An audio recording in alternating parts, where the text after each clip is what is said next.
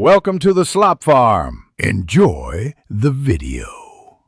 You begin by prepping the scene. Open lighting and enable global shadows, then set time of day to a neutral hour so colors read correctly. Once done, pick a skybox that matches mood and set exposure compensation to avoid blown highlights. You should set brightness and ambient as base references because they determine global luminance. Tweak small increments, not large jumps. Make sure studio lighting is active so you see runtime-like results, and save a test copy before moving to advanced tweaks. Now add your key lights.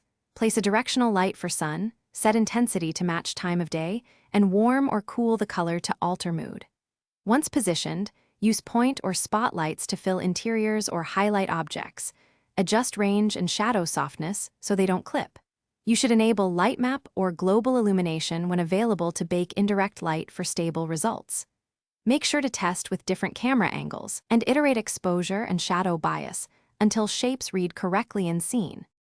To finish, bake or rebuild lighting so static lights produce consistent results, and check light map memory to avoid artifacts. Adjust texel density if needed. Once done, optimize. Lower shadow resolution or enable cascaded shadows to balance quality and performance. If you see flicker or blotches, examine overlapping lights and reduce shadow bias or remove duplicates.